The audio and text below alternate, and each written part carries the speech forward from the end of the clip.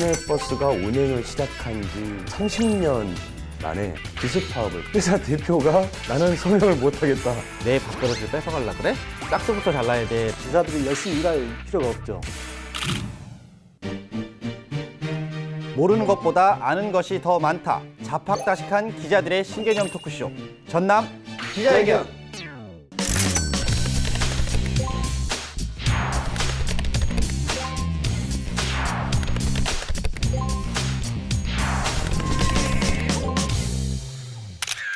네, 한 주간 다들 잘 지내셨죠? 지난 4회 벌써 이제 방영이 됐는데 본인들 모습들 보시면서 좀 어떠셨는지 한마디씩들 좀 해주시죠.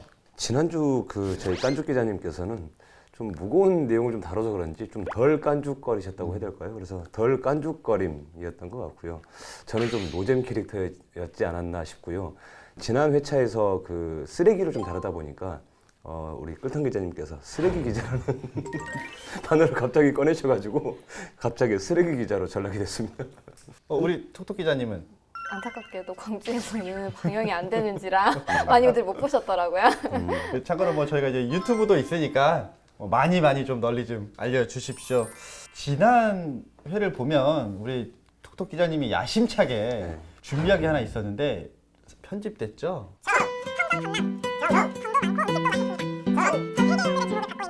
뭐 오늘도 또 준비를 하셨다고? 끌턴 기자님, 정겁의 기자님의 성함을 가지고 삼행시를 한번 준비해봤습니다. 영광입니다. 아, 그럼 저희가 이제 운을 띄워드리면 될까요? 네. 정, 정겁의 기자님, 사회적 거, 거리두기 요즘 잘 실천하고 계신다면서요. 배. Very good. 오. 저는 참고로 사회적 거리두기뿐만 아니라 부부간 거리두기도 진작부터 실천하고 있습니다.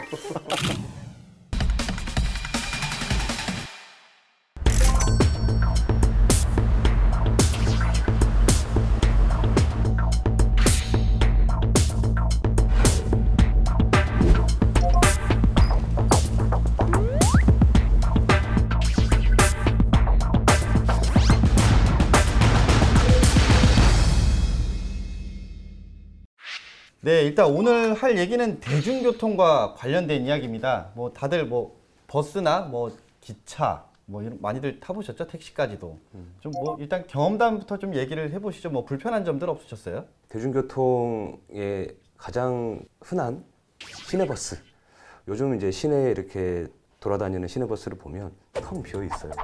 예, 아무래도 코로나19 여파 때문에 그러지 않나 싶기는 한데 아무래도 밖으로 외출이 좀 자제하는 분위기 속에서 그런지 아무래도 좀 이용률이 많이 줄어든 것 같아서 그렇기도 하고요.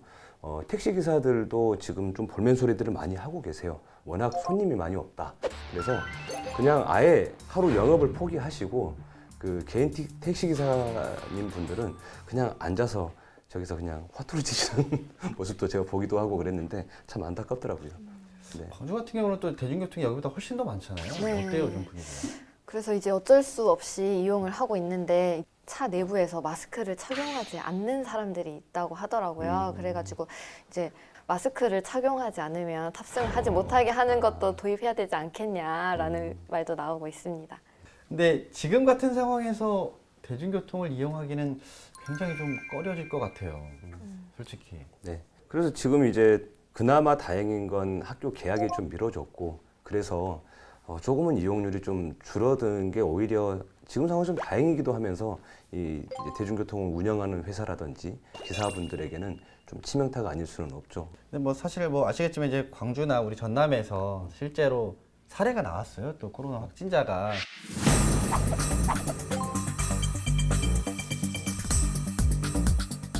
그러니까 대중교통을 타게 되면 사실 나랑 확진자가 같이 탔나? 확인하기도 쉽지 않을 것 같아요, 저는. 그래서 확진자가 탄 번호의 버스는 웬만하면 이용하지 않으려고 한다라는 사람들도 많더라고요. 그러니까 참 이게 어떻게 보면 버스 회사 업체 입장에서는 억울할 것 같아요.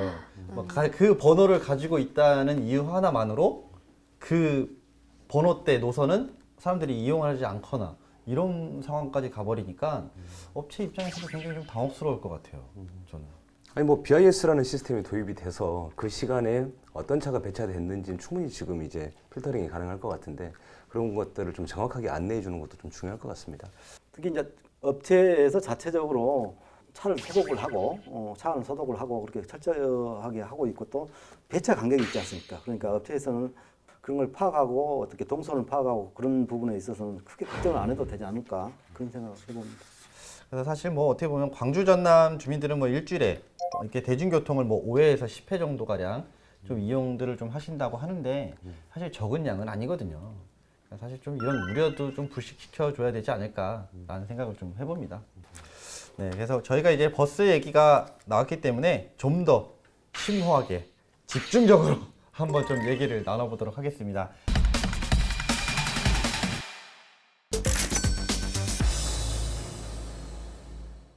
일단 가장 먼저 버스 얘기를 좀 나눠야 될 것 같은데요. 2월에 버스 기습 파업이 있었습니다. 일단 어떤 얘기인지 고 기자가 좀 설명 좀 해주시죠. 네, 목포에서 생긴 일입니다. 지난달 그러니까 2월 6일이죠. 그 목포 시내버스 노조하고 버스 회사 측이 이 임금 협상이 결렬이 되면서 시내버스가 운행을 시작한 지 장장 30년 만에 버스가 이제 기습 파업을 감행을 하게 됩니다. 목포 태원여객과 유진운수 버스 기사들은 지난 5일 사측과 임금 협상을 벌였지만 끝내 이견을 좁히지 못해 파업을 결정했습니다. 아니 갑자기 시내 나가려고 와서 보니까 버스가 없어가지고 모임에 가는데 한 50분을 걸어갔어요. 그래서 또 오는데 또 50분을 걸어야 되고 너무 힘들었어요. 이 목포 시민들로서는 사실 좀 사상 초유의 사태죠. 그동안에 시내버스가 멈췄던 적이 거의 없었거든요. 저도 시내버스가 멈췄던 걸 처음 봤습니다. 예, 그래서 당시 이제 왜 그랬냐면 이 노조 측이 이제 기존 월급에서 한 27만 원 정도, 그러니까 기존 월급의 한 9% 정도를 인상해달라고 요구를 했어요. 근데 이게 좀 무리하다라고 해가지고 그때 이제 지방노동위원회가 좀 중재에 나서서 월 20만 원 인상안에 대해서 다시 제시를 했고 당시에 이제 노조 측에서는 그 20만 원 인상안을 받아들였습니다. 그런데 갑자기 당시에 황당한 일이 좀 벌어졌습니다. 무슨 얘기냐면 이 노조 측이 이 20만 원 인상안에 대해서 받아들였단 말이죠. 그리고 합의서에 서명을 해달라고 회사 측 대표에게 갔는데 회사 대표가 나는 서명을 못하겠다 하고 사라져 버렸습니다. 황당한 일이 된 거죠. 꼼수가 벌어진 거죠. 아, 문제는 버스 기사들의 임금 인상분을 목포시에서 부담을 해야 되거든요. 그러면 목포시에서 이 예산을 세우면 추경 예산을 세우면 이걸 갖고 이제 시의회에서 심사를 거쳐서 이 예산이 어떻게 보면 확정되는 거 아니겠습니까? 근데 이것에 대한 목포시하고 시내버스 업체하고 뭔가 좀 문제가 있었던 것 같아요. 업체에서는 확약서를 좀 받아내려고 했죠. 목포시에다. 그래서 목포시에서는 그건 안 된다. 시의회에서 심사권을 갖고 있는데 그렇죠. 그래서 그 과정에서 파업이 발생했는데 목포시에 압력을 넣으려고 하는 의도가 다분했다. 저는 그렇게 봅니다. 근데 이런 기습 파업 사실 이제 한번 시작하면 처음이 어렵지 한번 하고 나면 또 이게 좀 어려운 일이 아닐 수도 있을 것 같거든요. 이런 걸 좀 사전에 막기 위한 대책도 좀 분명히 필요할 것 같은데 어떤 것들이 좀 있을까요?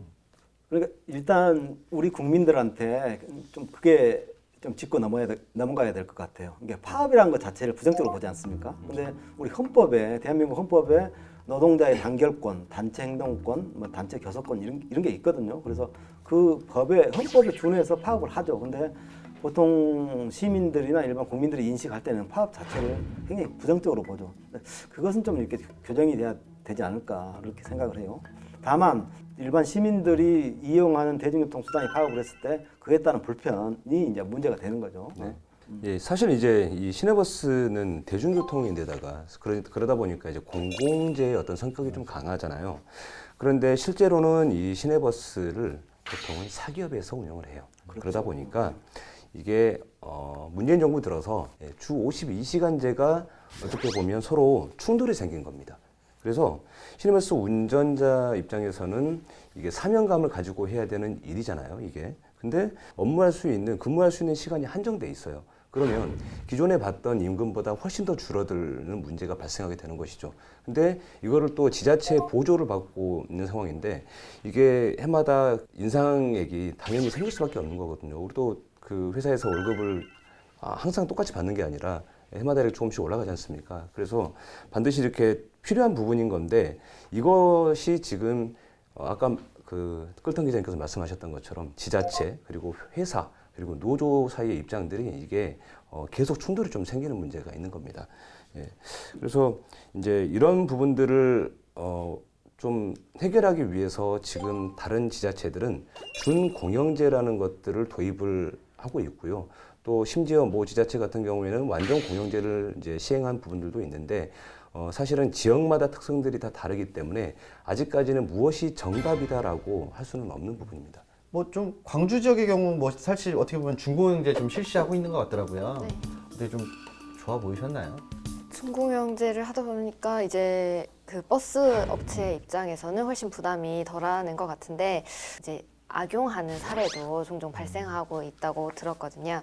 그래서 이제 광주시에서 감사위원회가 열려서 이제 감사를 실시한 결과 위법 사항이 16건 정도 발견됐다고 합니다. 그래서 6건 정도는 이제 시정을 하고 주의를 줬는데 지원금 12억 지급을 했는데 이게 잘못 지급이 됐나 봐요. 그래가지고 이제 회수 명령을 했는데 담당한 부서에 잘 업무가 소홀하지 않았느냐 이런 지적이 있었습니다. 그러니까 뭐 차량을 수리를 실제 안 했는데 수리비로 기사가 거기에 투입이 안 됐는데 뭐 투입됐다 뭐 이런 거죠. 그래서 국민의 세금이 지급되는 그런 지원금인데 이런 특별 감사를 통해서 이게 이제 나타났죠. 그래서 준공영제 자체가 공익성 또 시민들의 편의성을 위해서 도입이 되는데 이 악용하는 사례가 적지 않은 것 같아요. 예.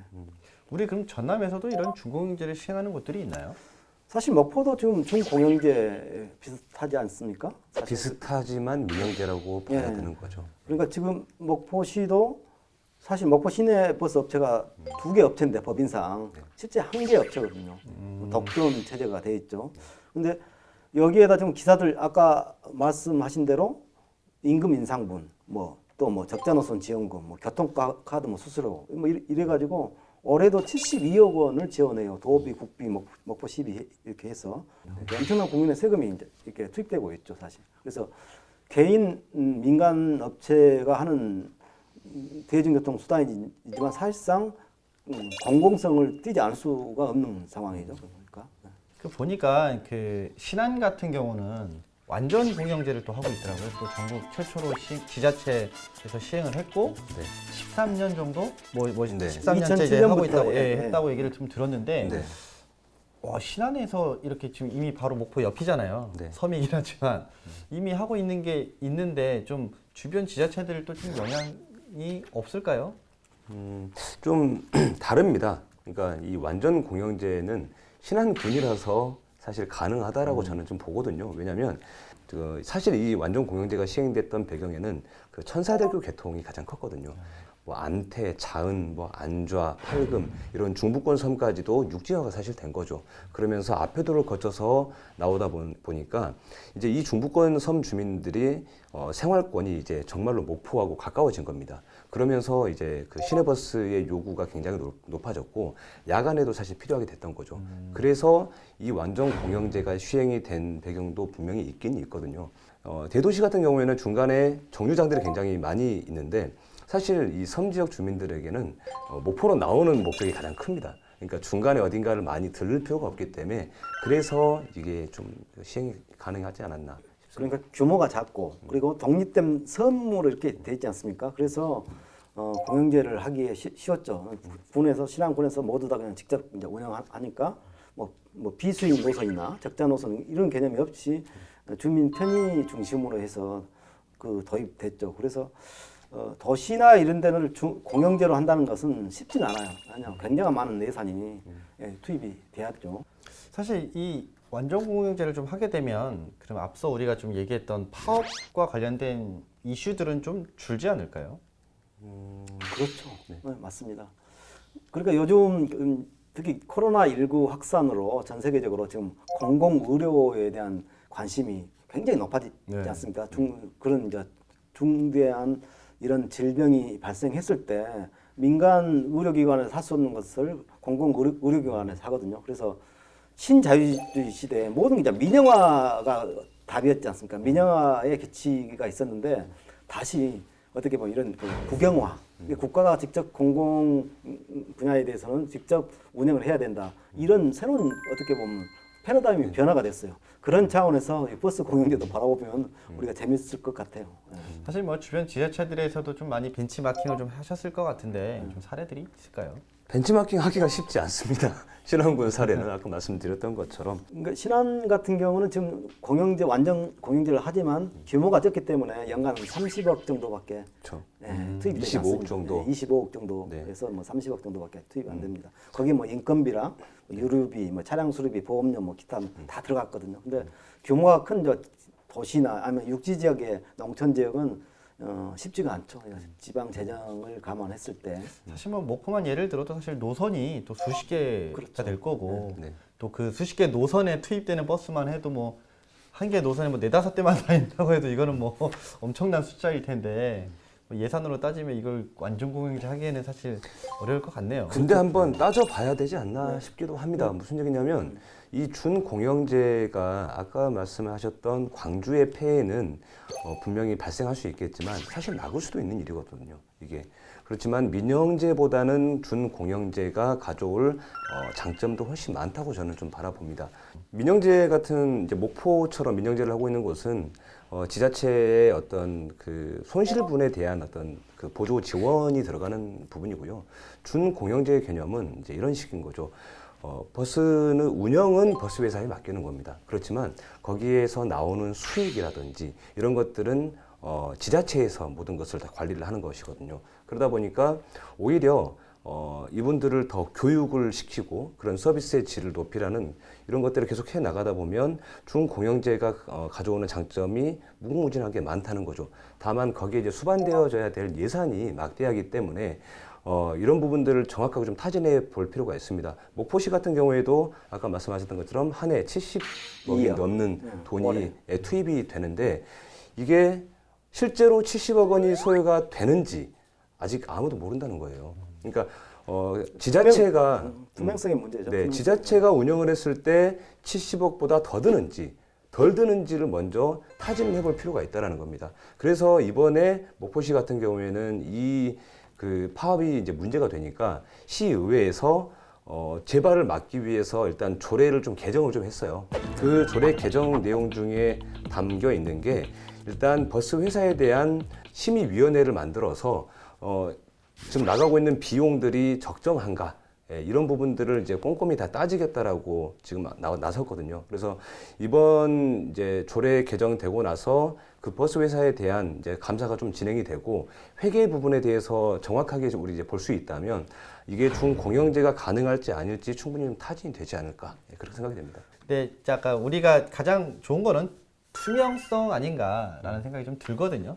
이런 것만 좀 담보가 된다라고 하면 뭐 버스 준공영제가 됐든 뭐 완전 공영제가 됐든 사실은 뭐 어떤 걸 하더라도 이 서비스도 함께 좀 높이면서 시민들의 불편도 최소화하고 또 직접 또 운행에 나서시는 업체나 또 기사분들의 또 처우 개선도 좀 함께 좀 되지 않겠냐 이렇게 좀 한번 기대를 해봐야 되지 않을까 싶습니다.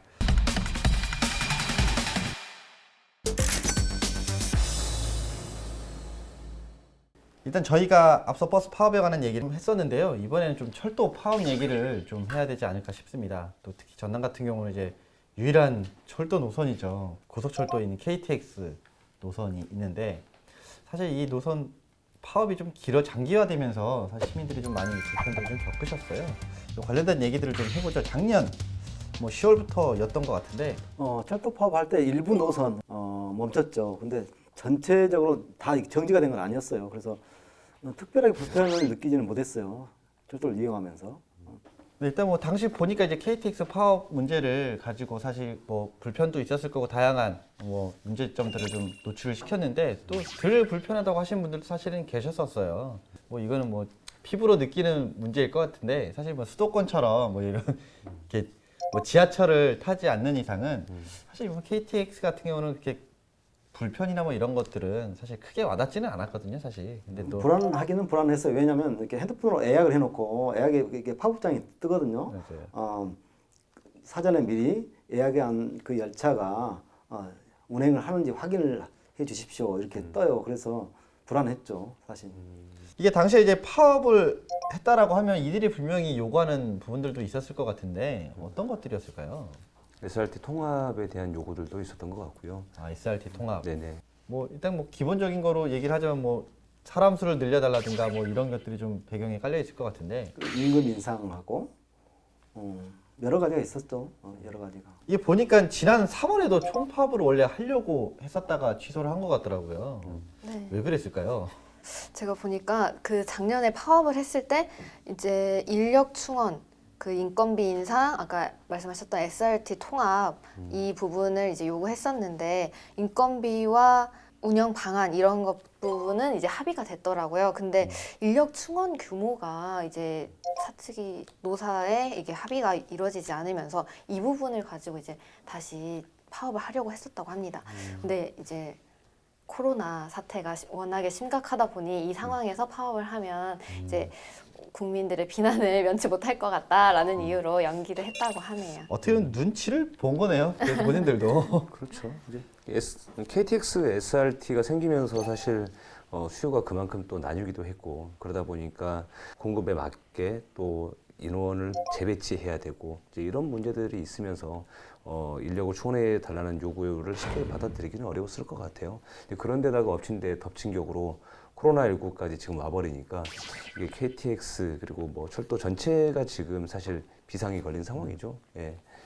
이게 운송 수익이 근데 보니까 한 36억 정도가 떨어졌다 그러네요. 이번 코로나 때문에. 네. 이게 크다고 봐야 될까요? 대합실이 한산해요.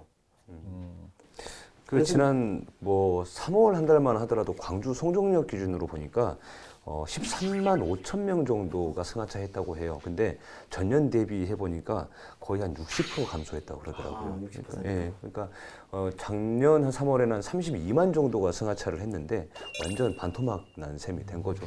이제 그 정도로 이렇게 승객들이 많이 줄어들었다고 보시면 될 것 같습니다. 그러니까 사실 저도 이제 뭐 지금이야 어쩔 수 없이 제 차를 이용해서 집을 왔다 갔다 하지만 직접까지만 해도 사실 저도 KTX를 매주 이용하는 사람 중에 하나라서 사실 저도 VIP거든요. 그래서 뭐 이제 뭐 마일리지. 네, 마일리지도 많이 쌓이고 또 거기에 따른 이제 연간 뭐 무료 이용권이라든가 이런 것들도 좀 받고 있는데 2월 말부터 이제 저희가 이제 코로나 관련된 것들 때문에 저도 이제 제 차를 계속 몰고 다닐 수밖에 없었고 지금까지도 그러니까 사실 너무 힘들거든요. 근데 이제 안전이라는 문제 때문에 이제 대중교통이 꺼려지는 거예요. 그러니까 저 역시도 그런데 다른 사람들도 좀 비슷하지 않을까. 그러니까 괜히 대중교통 잘못 탔다가 뭐 그 안에 확진자라도 두고 있어버리면 어떻게 할까 이런 불안감 뭐 이런 것들 때문에 사실은 더 대중교통 이용하는 것들이 좀 줄지 않았나라는 생각이 좀 드네요. 그럼에도 이제 열차 운행 횟수는 크게 줄이지는 않았다고 하더라고요. KTX가 이제 워낙에 사회적 거리 두기가 있다 보니 승객들이 따닥따닥 앉지 않고 이제 떨어져서 앉아야 되잖아요. 그래서 횟수를 줄여버리면 어쩔 수 없이 이렇게 붙여 앉는 상황이 발생하니까 이제 현실과 맞지 않다라는 이유로 한 편 정도 줄였다고 하더라고요. 네, 크게는 줄이지 않고 그래도 민영화가 안 됐기 때문에 그래도 나은 것 같아요. 그러니까 만약에 철도가 민영화가 됐다. 그러면 여러 가지 뭐 노선을 축소하고 운행 횟수를 축소하고 그랬을 텐데 그나마 국가가 운영하는 어떻게 보면 공기업이다 보니까 그런 피해는 없는 것 같아요. 예. 그래서 지난달부터 이제 창측을 우선으로 배정하고 출퇴근 시간에는 자유석으로 이제 이용을 할 수 있게끔 했다고 하네요. 근데 사실 뭐 이제 앞서서도 좀 얘기를 해주셨지만 SRT 같은 경우는 일반 회사 아닌가요, 사실? 그렇죠. 사실 뭐 철도나 항만 뭐 이런 것들은 사실 국가 시설이지 않습니까?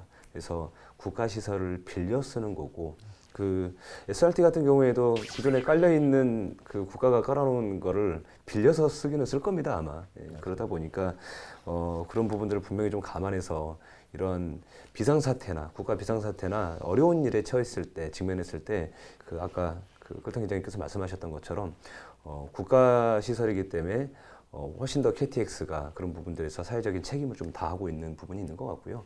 물론 SRT도 이런 사회적 책임에 동참해 주는 게 더 좋지 않을까 싶습니다. 그런 부분까지 된다면 서비스의 질도 좋으면 훨씬 더 좋은 일이겠죠.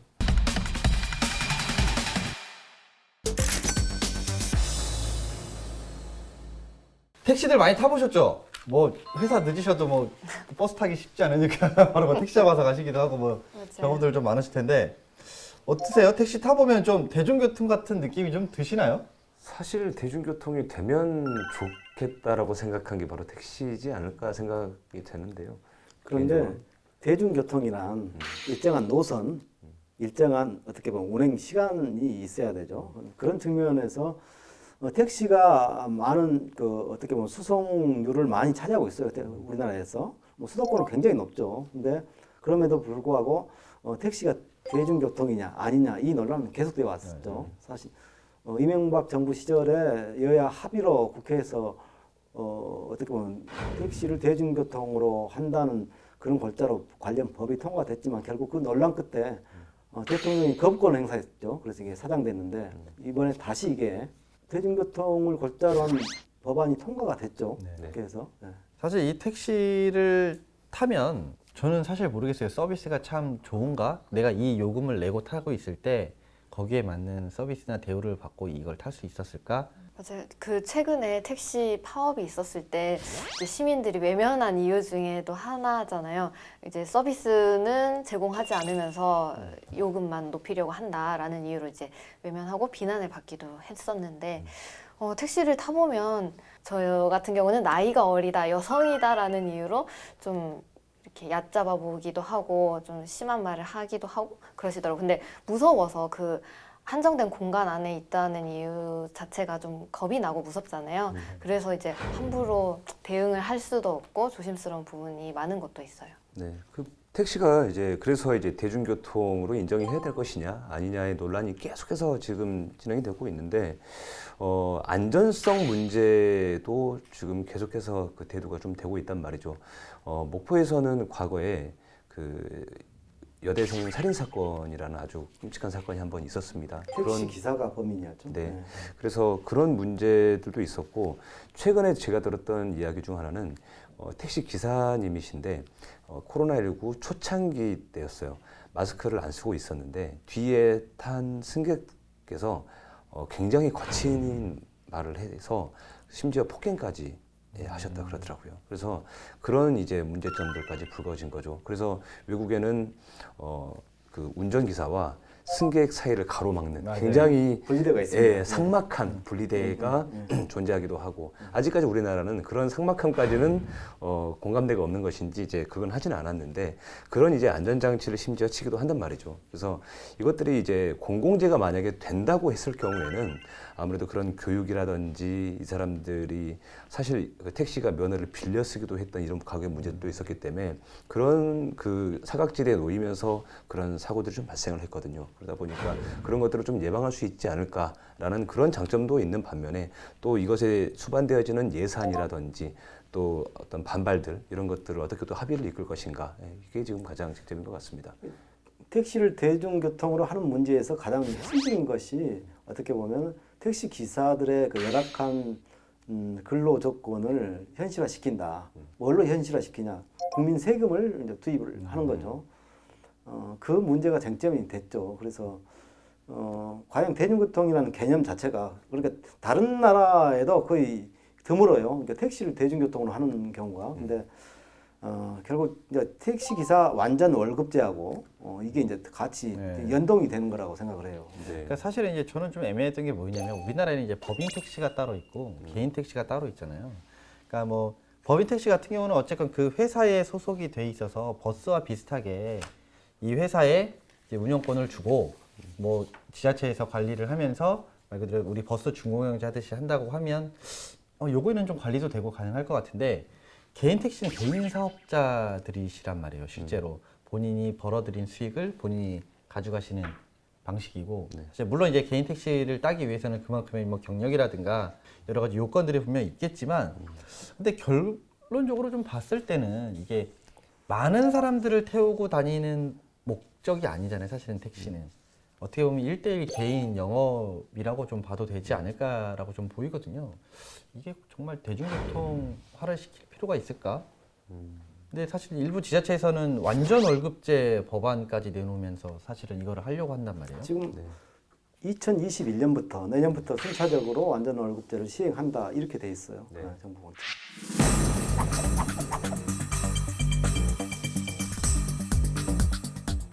그러니까 저는 이거에 대해서 참 찬성하기도 하고 반대하기도 좀 뭐하다는 생각이 좀 들더라고요. 그러니까 산악금제가 완전히 없어지면 진짜 말 그대로 공공성을 떼야 된다는 소리인데 과연 택시가 100% 공공성의 인정을 받으면서 운행이 될까? 여러 가지 좀 가만히 있을 때 과연 이 산악금제도 폐지를 하는 게 맞는 건지 아니면 유지를 해야 되는 건지 참 이게 아직까지 좀 판단이 안 서네요, 저는.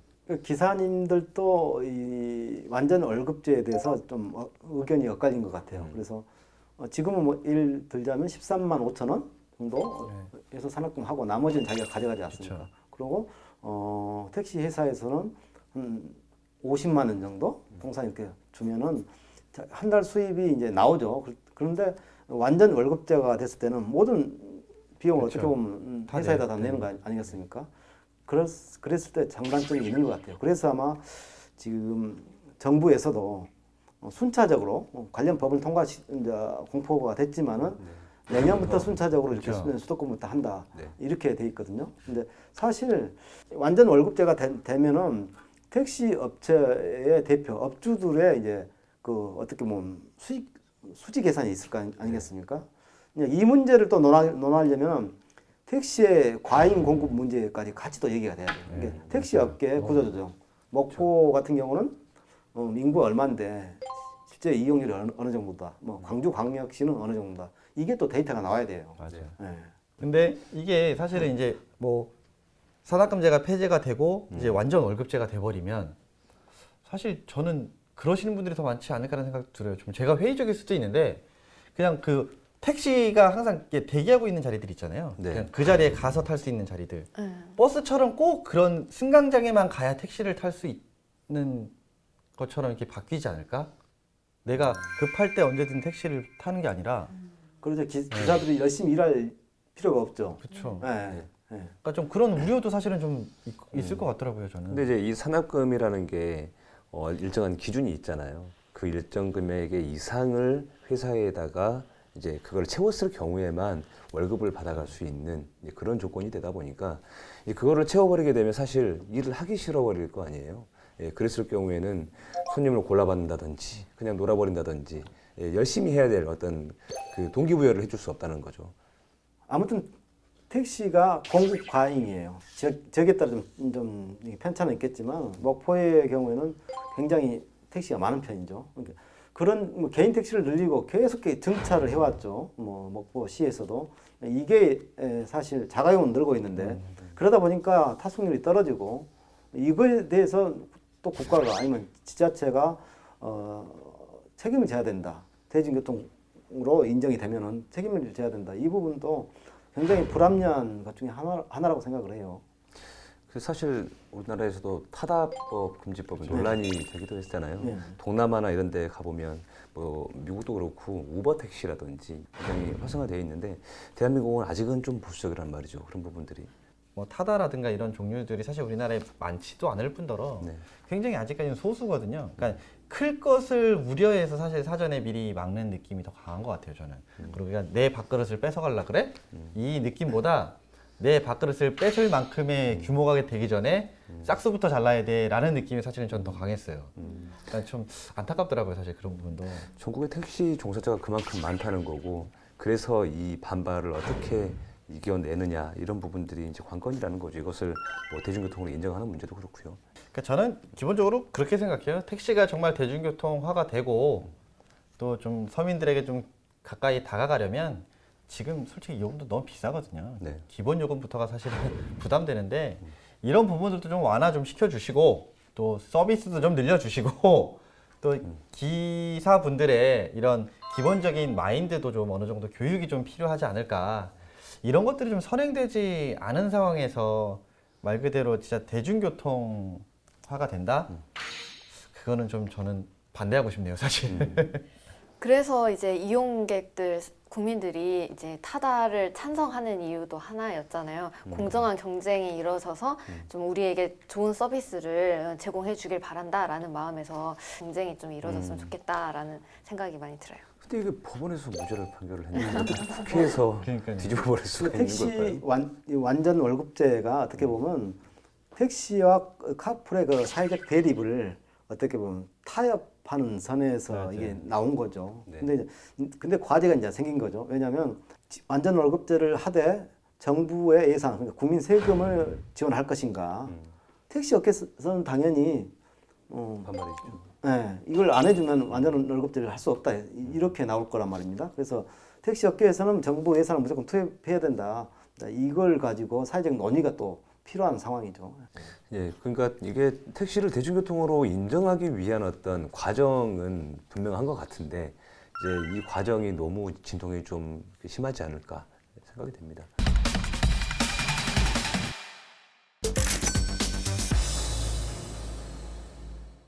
이제 다른 얘기를 좀 해야 될 것 같아요. 이제 우리가 또 대중교통이라고 하면 한 가지가 더 있답니다. 바로 이제 우리 전남 같은 경우는 섬이 굉장히 많죠. 이 여객선 없이는 절대 갈 수 없는 이 섬.